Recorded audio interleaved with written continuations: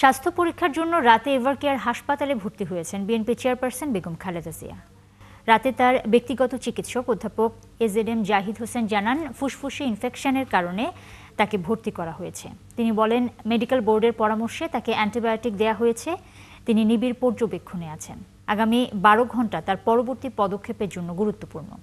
AZM Zahid Hossain বলেন, বর্তমানে বেগম জিয়াকে কেবিনেই রাখা হয়েছে। আরও কিছু পরীক্ষা নিরীক্ষা করা হবে। রিপোর্ট পাওয়ার পর পর্যালোচনা করে পরবর্তী সিদ্ধান্ত নেওয়া হবে। এর আগে গত 15 অক্টোবর বিএনপি চেয়ারপারসন এই হাসপাতালে ভর্তি হয়েছিলেন।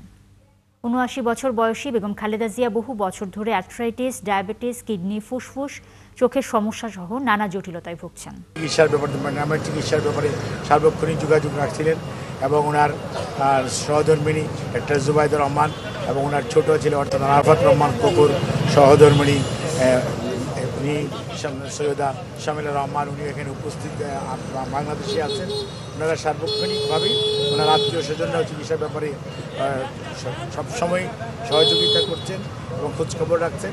এবং সেই সাথে ম্যাডাম খালেদা জিয়া আপনাদের মাধ্যমে দেশবাসীর কাছে দোয়া চেয়েছেন ওনার সুস্থতার জন্য, যেমনটি সবসময় দেশবাসী ওনার সুস্থতার জন্য করেন। উনি আপনাদের মাধ্যমে সবার কাছে দোয়া চেয়েছেন এবং সেই সাথে আপনারাও যে রাত্র জেগে ওনার এই শারীরিক অবস্থাটা দেশবাসীকে জানানোর জন্য সময় ব্যয় করছেন, সেজন্য উনি আপনাদেরকেও ধন্যবাদ এবং কৃতজ্ঞতা জানিয়েছেন। ধন্যবাদ।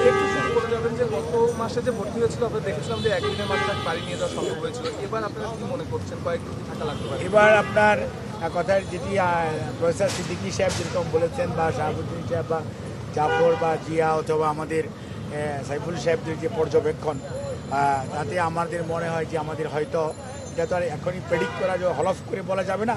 তো সব কিছু নির্ভর করবে যে চিকিৎসা শুরু হয়েছে, পরীক্ষা নিরীক্ষার রেজাল্ট কী আসে এবং এর পরবর্তীতে উনি কী ধরনের রেসপন্ড করে তার উপর নির্ভর করবে ওনার কতদিন হসপিটালে থাকতে হবে। কাজে এখানে আগাম অগ্রিম কোনো ধরনের ভবিষ্যৎবাণী করাটা সঠিক হবে না।